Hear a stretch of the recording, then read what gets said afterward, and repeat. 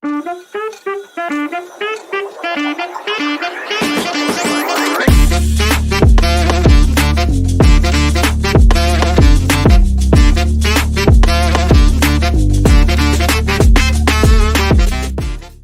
is my distinct honor and pleasure to introduce Mayrav as our very first podcast host, my best friend and personal ADHD spirit guide, I would say. Because you were diagnosed way before me. But I didn't, but beyond being medicated, I didn't understand what that meant about myself until maybe I started really understanding myself and my brain in the past 3 or 4 years. Yeah. And there's something about that 30 mark. I don't really know what it is, but there's something about that hitting 30 that really just, I don't know if it ignites an I don't give a fuck or if it extinguishes something else. I'll tell you what it is. Tell me what it is. It's the fact that neurodivergent people, their brains develop differently and at a different pace in our prefrontal lobe. Thank you. Our prefrontal cortex. It's a little too. Not sure. It doesn't develop at the same time as everyone else's. Most people say at the age of 25, 26 is when your brain is fully matured for neurotypical people, but for people who are neurodivergent in any sense of the word, their brains finish maturing between the ages of 30 and 35. The reason that I brought you here, Mayrav, which you know, hopefully, is because you really know this ADHD stuff.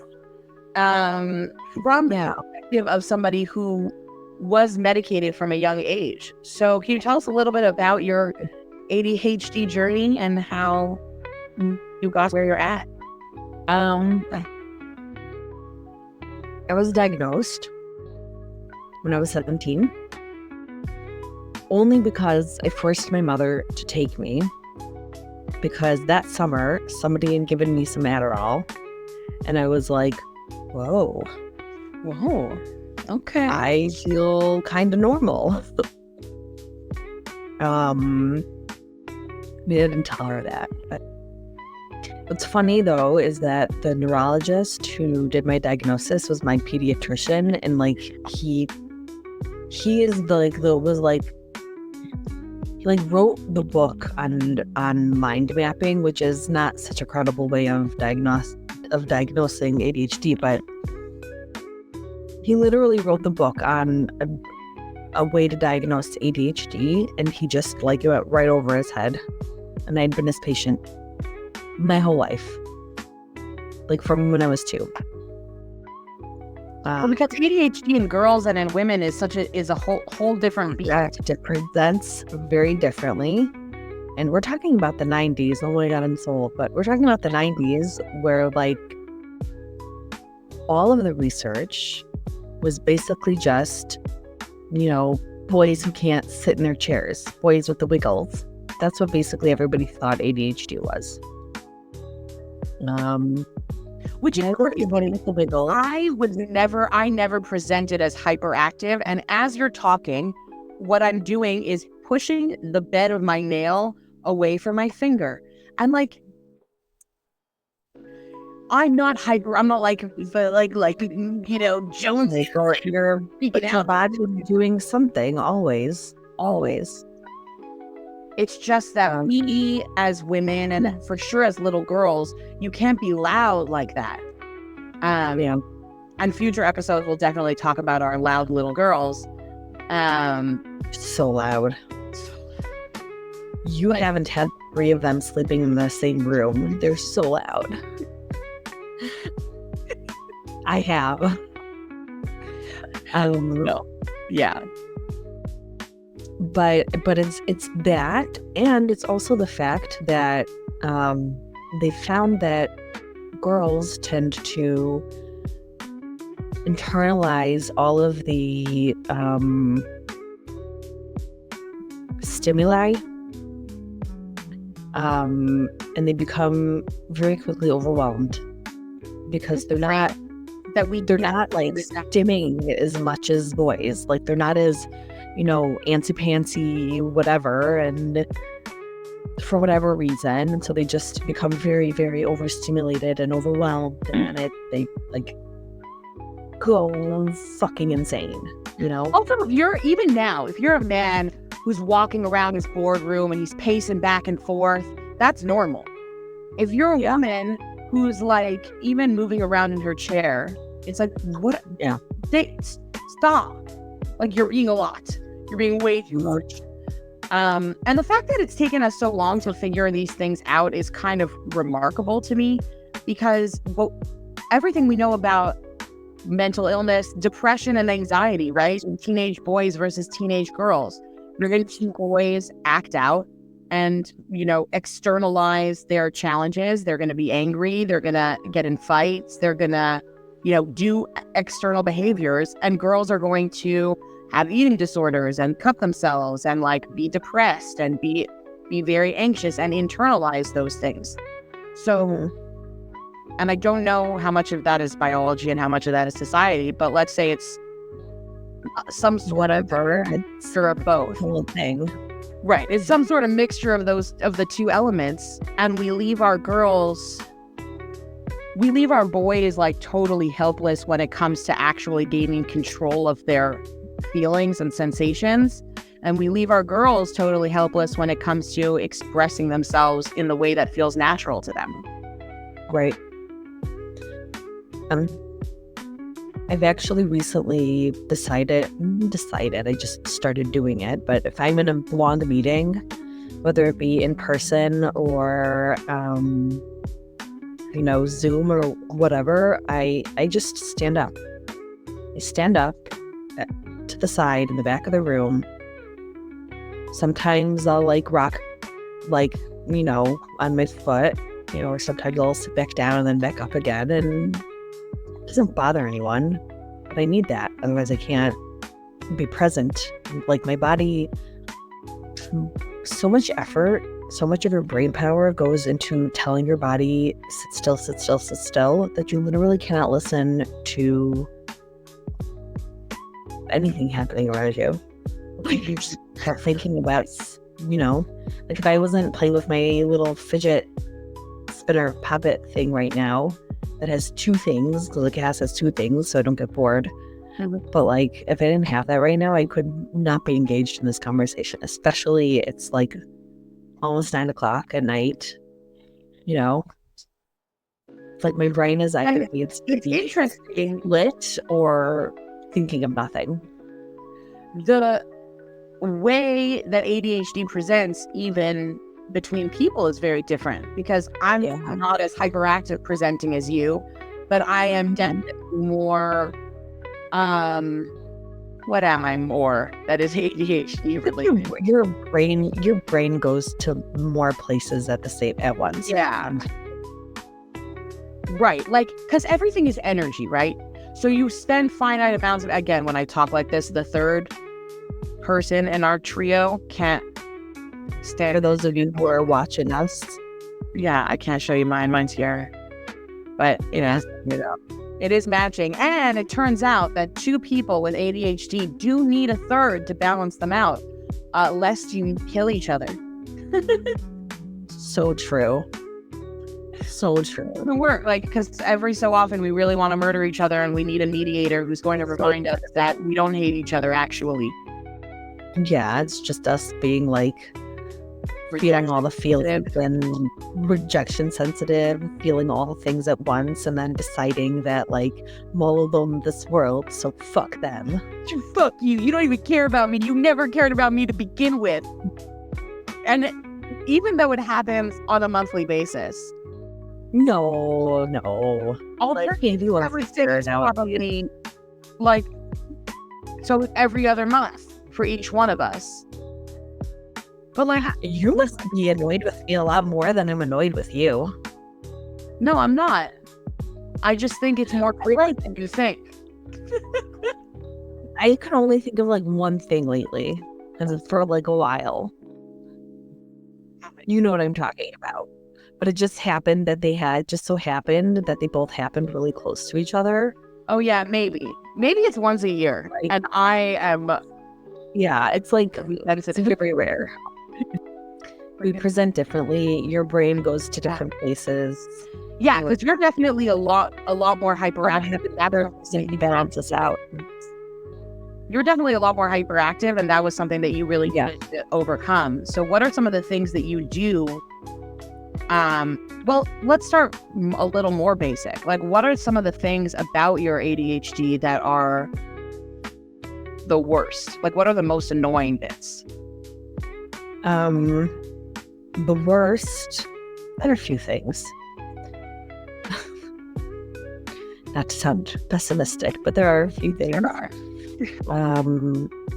I think the worst is how easily I become overwhelmed, because as a child, I was never taught how to self-regulate my emotions in a healthy way, because I grew up with an ADHD parent who also had impulsive outbursts, overwhelmed, unable to regulate themselves, calm down, and that's just something that I've been really working on lately, especially since, my daughter was old enough to like be annoying.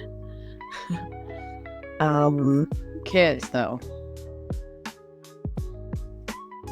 So that's something I work really hard at, but becoming overwhelmed is the worst for me, because it causes me to act in a way that, like, it just causes me to be mean to the people that I love.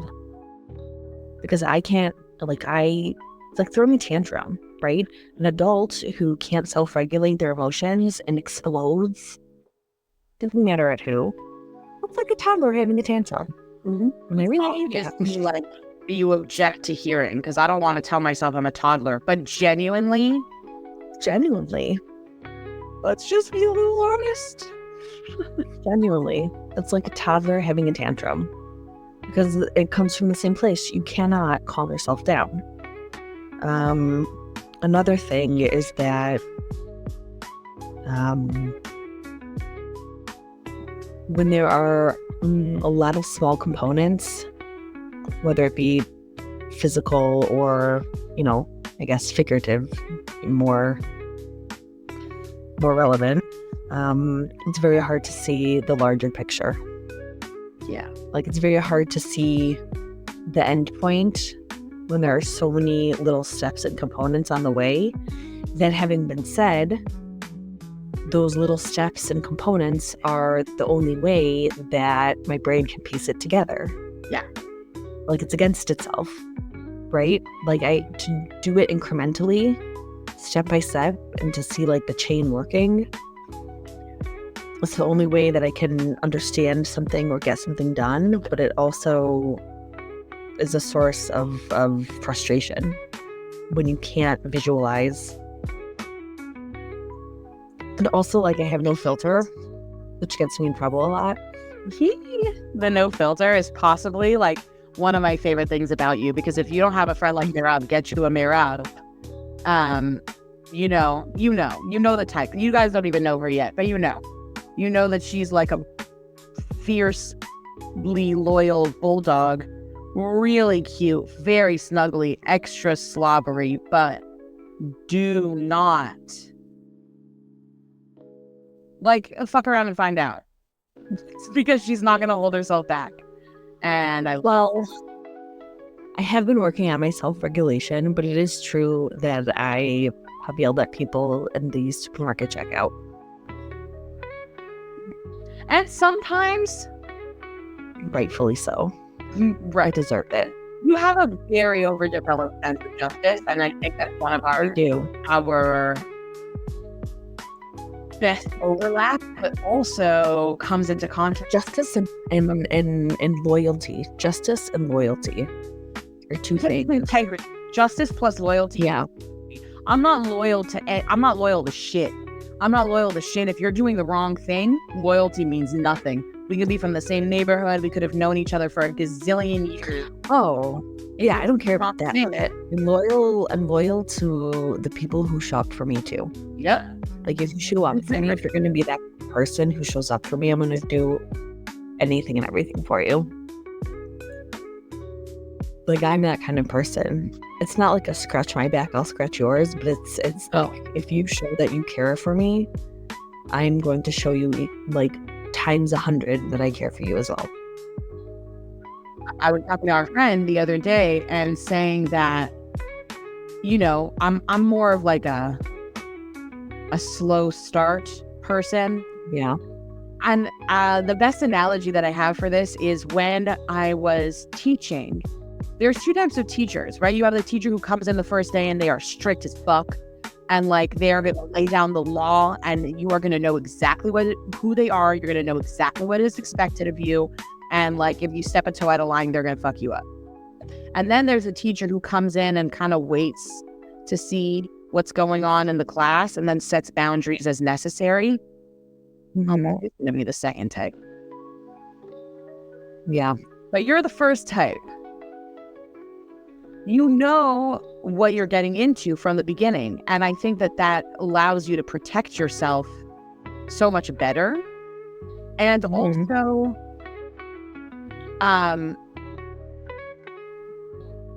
it's somehow it doesn't seem to translate to like ending those relationships, right? You will continue to show up for people who don't deserve it until they like really deserve it. In the past, today I'm much less so. I've learned my lesson, and it comes with, you know, like the more confident I've been and the happier I've been in life, the less I will do that. But that's a psychological analysis for another time. Well, yes and no. I mean, yes, but also I think like the patterns of the way that we talk to ourselves and how much effort we put into relationships, I think it stems a lot from being kind of outcasty. Because I will show up for you no matter what. Like I am there and I will give 100% of myself from the beginning. I'm not going to let you show up for me. That's not really my thing. Yeah, you're the kind of person, like, you just gotta knock, like, if a person wants to help you, they just have to knock on your door with a casserole. I know, for real. And I'll be like, a casserole? How delightful. It's almost like I forget. Like, they literally, a person literally just needs to knock on your door uninvited. And that's the only way you're gonna let them help. Yeah, and that applies across the board. If you don't knock on it, I'm not gonna open the door. Yeah. And again, like looking to you as sort of the person who's a few steps ahead of me always in a couple of different areas. Definitely in that self-discovery, setting boundaries, knowing yourself and being comfortable with yourself.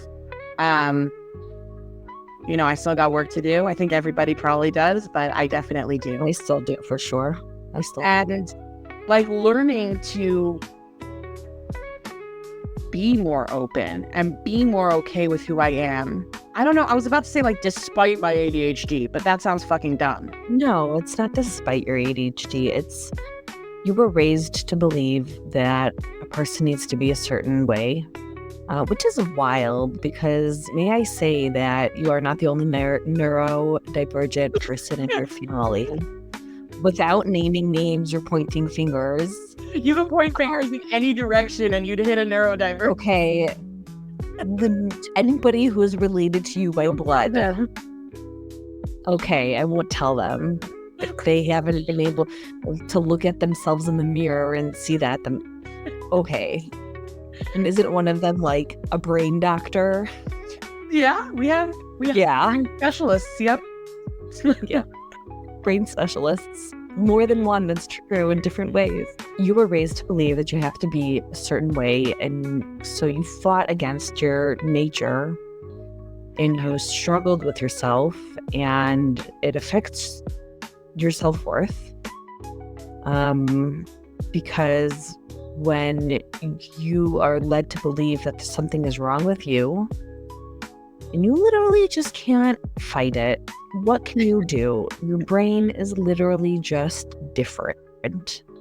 Okay? It just is. You just cannot. It's like asking a person without feet to drive. Yeah. Or like a non-modified car. Someone without feet can drive a modified car. Yes. But like, you can't put someone without feet in a regular car and say drive and then berate them, tell them they're stupid, throw eggs at their car, and laugh in their face because they can't drive the car. What's the thing that everybody knows? You can't ask a fish to climb a tree. Yeah.